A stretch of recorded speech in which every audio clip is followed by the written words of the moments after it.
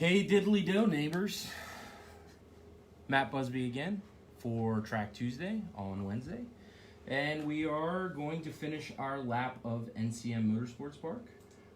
Something that we got a request for this past week is we're going to first of all silence our phone, and second of all we're gonna let the lap play from the beginning to our stopping point. Something that we're going to do here in just a second.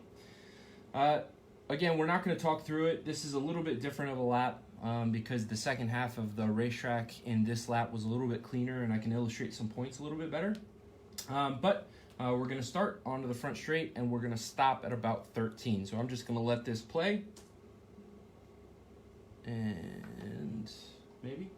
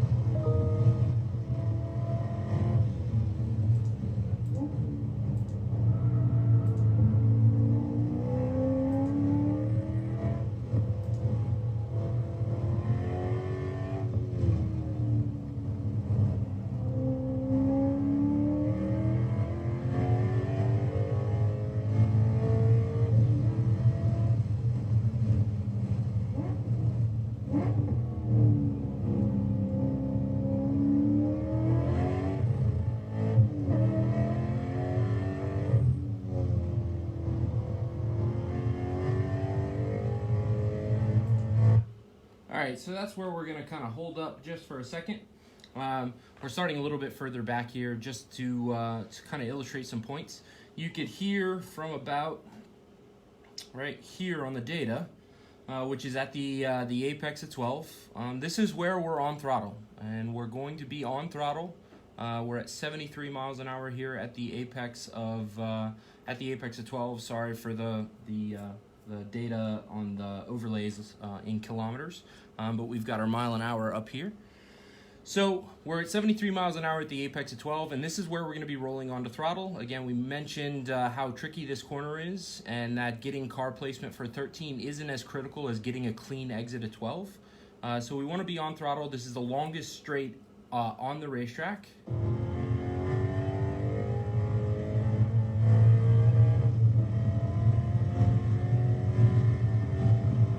Flat over 14, which brings us to 15.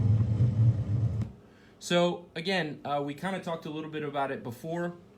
The blue paint at 15 does not lie.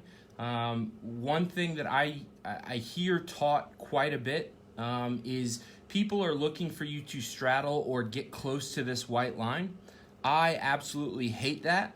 It really makes your entry into 16 extremely shallow. More shallow than it needs to be, and that's a really fast corner. So if you're having to ask for a lot more wheel, and a lot of wheel here could be 5 to 8 degrees more than if you're a little bit further track left, at the speeds we're going, that could be really dangerous. And it's also, you know, you're asking for a lot of resistance in the car. You're slowing the car down. If you're familiar with scrub steer and how all that kind of stuff works, so we really want to you know, open our hands up as much as possible with the entry to 16 because it lets us roll more speed through the entry, the middle of the corner, and get on throttle earlier. So I'm going to back up just a little bit.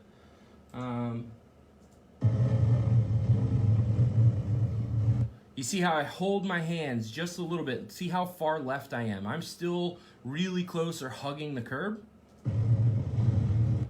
And look at where my car placement is. The white line is all the way over here, right? I'm not anywhere over the white line. I'm starting to transition toward the middle. We've got station 15 here. There's a big dirt patch that we're aiming for, right where the runoff ends and the peak of the grass starts. There's a big dirt hole. Don't put your wheels in there, but that's what we're aiming for. That's our apex of 15. That's where we're kind of like going over the hill, cresting the hill.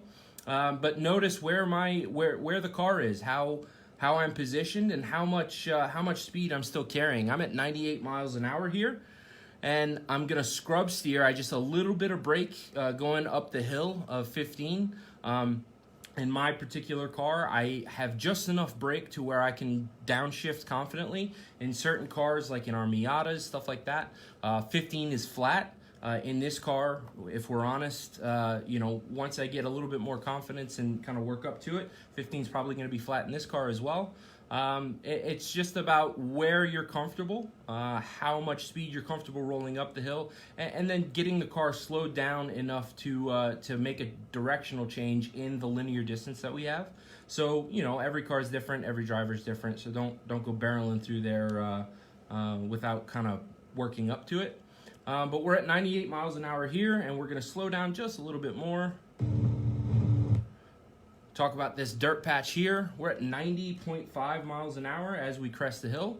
It's probably a little soft. We probably overslowed a little bit. The car wiggled just a little bit, but I think that may have been something I didn't drag. May have turned in just a little quick. If I slowed my hand down, I may have been able to roll a little bit more speed. But look at our car positioning.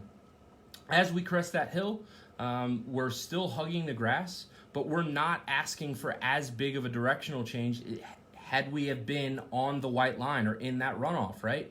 It just makes it a sharper turn the further driver's right we are, and there's no reason to be over there. You just hold your hands just a little bit through 15 longer, just a split second longer, and it positions your car so much more cleanly for 16, to where it's safer and faster, which is two things that generally don't go hand in hand. So we've crested the hill. We're going towards 16. So something I want everybody to kind of notice. It doesn't really translate really well on the video, but as we go downhill here, the racetrack is kind of off camber, and you can kind of see that right here.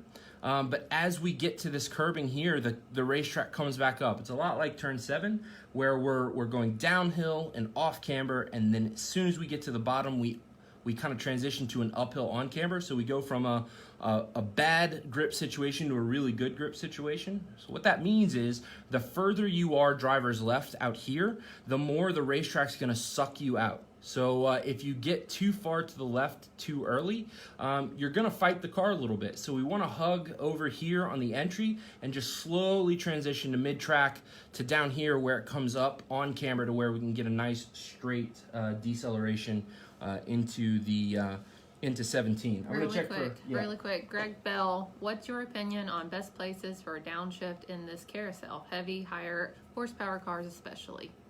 I'm getting my downshift done up on the uphill of 15. So that, like I said, we're just braking enough through 15 to get a downshift done. And then we're not downshifting again until our braking zone for 17. If you're downshifting somewhere in here, anywhere from turn, station 15 to the braking of 17, if you're doing a downshift in here, you're way behind. You need to be setting the car up for all of that on the uphill of 15, not on the exit. We're going to check a few more. All right. So we're going to continue on. You can hear that I'm on throttle. We're pulling a fair amount of load here. We're at about 94 miles an hour here on the entry. And like I said, you can see the racetrack as you get past this curbing, how it kind of comes up and on camber.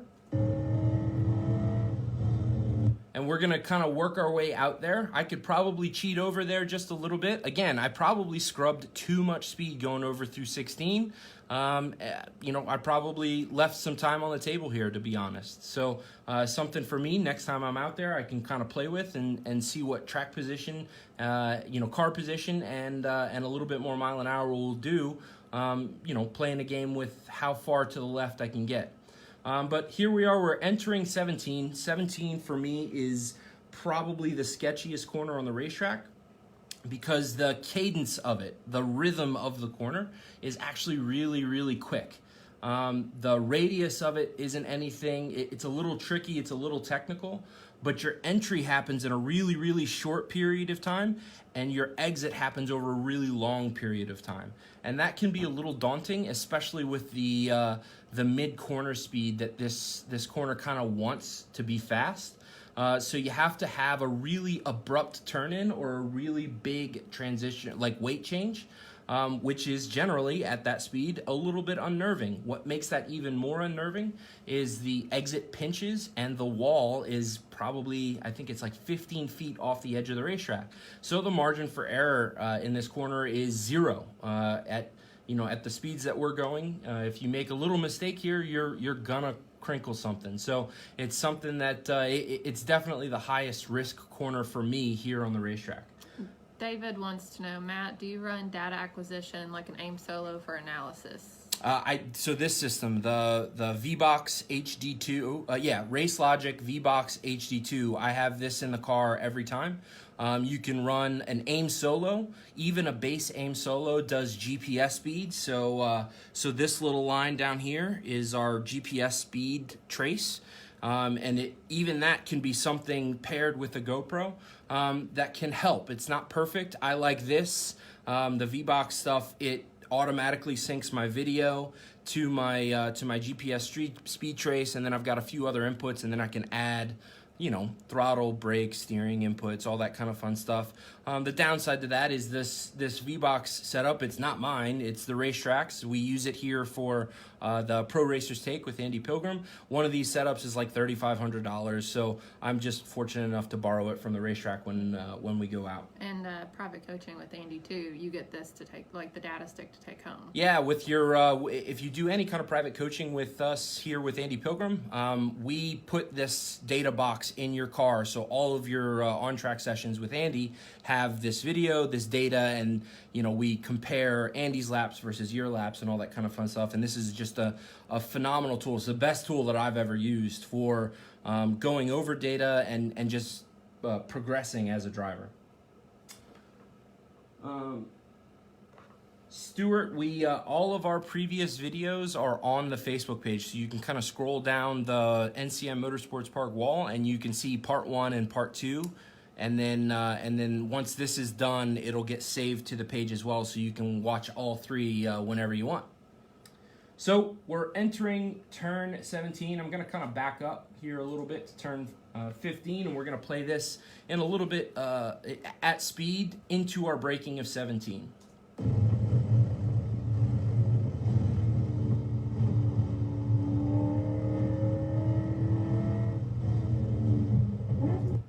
So you see where I'm putting my car, the car. I'm really, really far over. It's something that I like to do. Just generally, again, like we talked about, our entry, the cadence to our entry is really, really short and really fast, so our hands have to be very quick. And sometimes at this kind of speed, an input that fast, I mean, we're at 80 miles an hour right now, an input that fast at this speed, most street cars aren't going to do that. They're not going to change directions the way you want. So you have to rotate the car a little bit. You have to upset the rear and help the rear point the front of the car. The way I like to do that is I get on these rumble strips. I use these rumble strips under braking to upset the back of the car to help me point. It's not something that you need to do lightly. That's definitely something that you need to work up to and get used to, especially having a car be out from underneath you and steering the car with the pedals and everything like that. But it's something that I like to do. It's something that it makes this whole corner way easier for me when I'm not having to work and manipulate the car with my hands as much to get it into the corner. So I'm all the way over here on these rumble strips. You can kind of hear me hit them. And get down to our blue paint, which is an honest apex here. This second curbing, we get asked about that all the time. We actually have some instructors that are teaching that this is the apex. It is not. You should not be anywhere near that. A lot like turn 2, this curb was on a map before a drip of asphalt ever got poured. So it's there, but it has no purpose. Ignore that curb. We don't ever want to use it. We don't ever want to touch it. And then our exit is going to take us all the way out to our rumble strips here. You can see, like I said, the Armco is really, really close, so your margin for error is really, really low. We're always checking our corner stations. Little tidbit, we are this whole wall, we're really, really, really excited to say here in the next couple of weeks, this whole wall of Armco is getting pushed back 15 to 20 feet to buy us a little bit more runoff for everybody, specifically for our bike folks, because that's a really sketchy corner in a car. It's 10 times worse on a motorcycle. So we're moving that whole wall back, but that doesn't make this any less risk. The momentum that we're carrying, again, we're at 83 miles an hour right now. The momentum that we're carrying, especially if we get into the grass, we're not going to be able to decelerate 83 miles an hour and that short of a distance. So, even with 20 more feet, you're going to hit something, you're just going to hit something less hard. Just keep that in mind as you're working through your speed here in 17. It's 30 to 40 feet, Mitch says. So we're excited about that. It's something that you need to work toward. Jeff wants to know, you keep referring to the instructors teach this, but then you say the opposite of that. So I guess just clarify what you mean by instructors versus our track staff, things like that. Yeah, so unfortunately, there's not a whole lot of standard when it comes to in-car instructors. So if you get certain instructors, they're going to teach their line, their philosophy. There's not this united front. There's not this agreed upon quote unquote line around any racetrack. And that's for a lot of reasons. First of all, different people do things differently. But second of all, the line, as it were, is constantly changing. We're always figuring new things out. We're always trying different stuff. The asphalt moves, so different bumps, kind of show up here and there, and you kind of change. So it's not something that's a hard and fast, this is the line and this is what we're going to do. But at the same time, when we first opened, there were people who were just trying to figure this out. Think a few hundred people all trying to figure out the right way to get around this racetrack. And some people may have been misinformed, but they've never changed what they're doing. So they're kind of going with what they're comfortable with. And as we, the NCM staff, have gotten more and more and more laps around here, we found more efficient or better ways to get around the racetrack, so it changes. And, sometimes that message doesn't get to everybody as efficiently as we like. So that's what I mean when I say some instructors are teaching the wrong thing just because they don't know any better. They may not have been here for a year or two. So, all right, our exit of 17. Braking really, really late. You can actually carry a ton of speed into 18. 18, if anybody has ever been to one of our our classroom seminars or video seminars or anything like that, or any of the pre-race stuff that we've done, I maintain there's like 50 ways to drive 18, and 49 of them are right.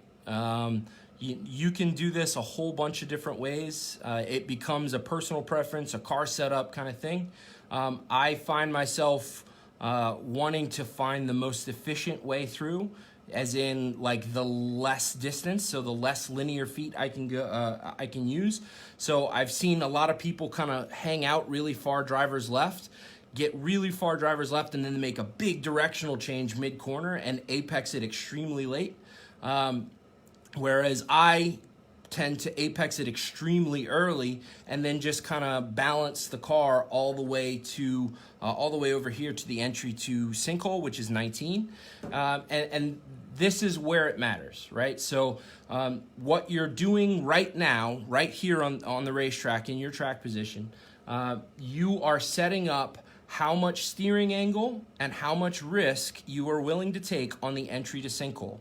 The shallower you are through this corner, yes, it may be more linearly efficient, but you're probably going to have more steering angle if you don't make some sort of manipulation to the car mid-corner.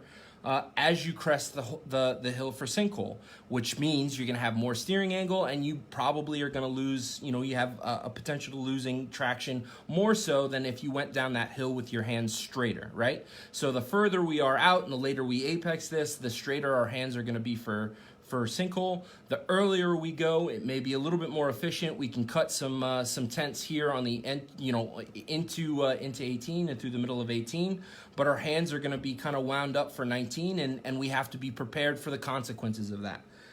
That's where I find myself. Like I said, there's 50 ways to drive it and 49 are right. This is just the way I like to do it. So kind of apex that early and just balance the car all the way down. I have, you can kind of hear, we'll go back, there's just a ever so slight lift at the very exit of this corner, and what I'm lifting for is to put the weight on the front of the car, and you'll kind of see the front of the car a lot like we do at 7, where we're just coming off throttle enough to get a little bit of a steering lurch. We've got our hands, we're not moving our hands, but as we come off throttle, it adds steering. So we're manipulating the car with our feet and not with our hands. And that lets me get into sinkhole with a little bit more favorable car position, and I can open my hands up just a little bit slightly to where I can get on power a little bit earlier. Lift, and then on throttle all the way down the hill of sinkhole. And then we're gonna hug the corner. Again, this is a personal preference of mine. I could probably drive it down the hill a little bit harder, but I like to have the car composed. I find in like this car, and even in some of my previous cars and like Miatas and stuff like that, I can get away with it a little bit more. You can drive the bottom of the sinkhole a little bit harder, but right about that tree, you're gonna have to pay for it. The car is gonna kind of want to rotate on you, where for me, I would prefer to have any kind of drama happen really, really early, because I want the car really, really settled for my throttle application for getting onto the front straight, because for me, the front straight starts at 21. It doesn't start at 23. So I want to have a really, really clean entry into 21 to have a clean process through 22 and 23. And if I'm collecting the car up here, it's going to cost me time later down the road, and I just don't want to give that up. So I give it up right here and have a really tight, efficient line through the bottom of sinkhole and up 21. Again, we're just balancing the car. It's one of those things, we're not going in, not breaking any speed records. We're doing 53 miles an hour here. We're at 1.9, the data's saying 1.255 on lateral G. So, we've got a lot of load in the car. You can hear me balancing the car with the throttle. The car is understeering here. Everything understeers up this hill. So you're just trying to find the balance point, right? So how much speed can I roll through without plowing the front end? And this is how I balance it. I balance it with throttle. Again, as you're going on and off throttle, you're moving the weight of the car forward and aft, and with the constant steering rate, that's going to help the car lurch back and forth. It's going to help the car point, and that's what I'm doing. This up here is something that I see a lot of people not doing, and watch how long I carry my steering input through the exit of 20.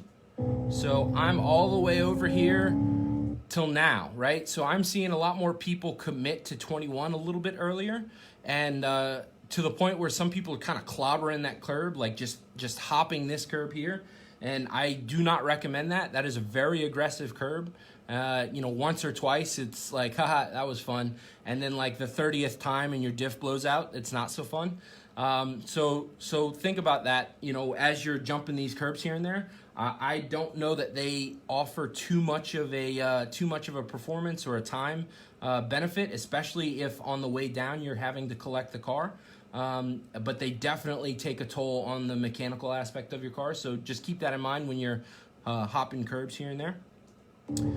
So I have a big lift. We're going to go at this a little bit at speed here in a second, but I give this corner up. So this little area here, like I said, I want a really, really efficient line on the way up so I can carry my hands to set myself up, because the straightaway for me starts at the apex of 21. So I'm going to have a really big lift, and give up a little bit of time through 21 so I'm not too far driver's left. And we're gonna kind of come down here and I'll stop it right before 22. Balance in the car, balance in the car, balance in the car. Keeping our hands left. Big lift. And I'm on throttle, on throttle, on throttle, full throttle. Full throttle, shift. So you can see where the straightaway starts for me. Yes, there are corners and everything like that, but the straightaway, my apex onto the straightaway started at 21, adding progressively more and more throttle to where when I got to 22, the car was happy. I had enough, should be back. Yep, I had car position to get to full throttle at 22, and I am full throttle from 22 all the way to my braking for 1A. So that gets me a way more full throttle time. You can see my throttle application starts right here. I never lose any on my data trace down here. I never lose any mile an hour. I'm just progressively growing more and more and more and more and more from this point on the racetrack until my braking into 1A. So look at that. This is 22, this is 23, this is the curbing for 21 is right here. If you can't say that you're not accelerating progressively from this point all the way to your braking for 1A, then you're probably overdriving 21, you're probably overdriving 22, and which is in turn, you know, if you overdrive 21, it's gonna screw you up for 22, which is gonna in turn screw you up even more for 23. So make sure that you get 21 absolutely right. It's probably one of a lot like 12, one of the most important corners on the racetrack to get as much full throttle time as possible onto the front straight. So, and that's in a 285 street tire, 450 wheel horsepower car. So it's, you know, obviously with more power like the ZR1 people out there, you know, it's a little bit more, but you can still kind of hustle the car through to where you're trying to get on throttle as early as possible, as safely as possible. So we're going to go back to 12 and we're going to let it play all the way to the front straight. And after that, we'll take a few questions. So ask away. This one was kind of a little bit shorter than normal, but it's the last little bit. So yeah, we're gonna start at 12 and we're gonna let it play all the way to the front straight.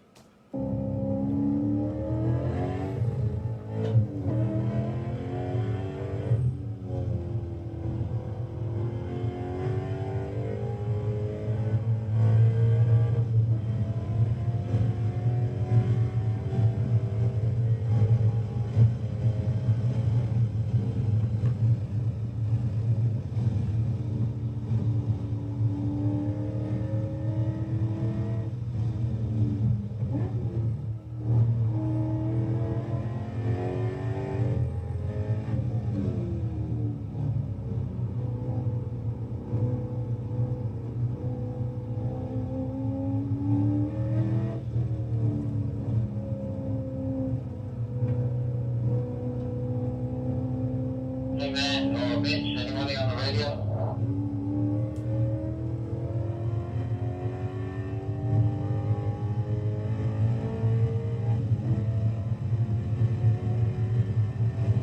We're gonna go back just a hair just to see what our exit speed at the wall was. That's kind of an indicator for me. So we're at 100.84, so 101 miles an hour as soon as we get to the wall under the front straight. And that's because we were able to get on throttle at 21.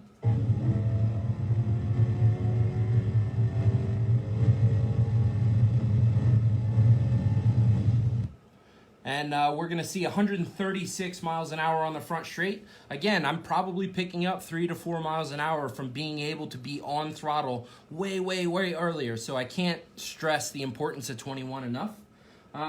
Any questions going out there? Tony, he wants to know, what is your favorite corner on the track, the one you enjoy going through the most, and the one you like the least? The S's coming onto the front straight are my favorite, just because, you know, I like seeing how close I can get to the wall onto the front straight without touching anything. And it's such a rhythm section where if you get it right, it's like the S's at like VIR or 12 at Road Atlanta. If you can get the S's coming onto the front straight right here, you feel like a superhero. So I love that. My least favorite corner here is,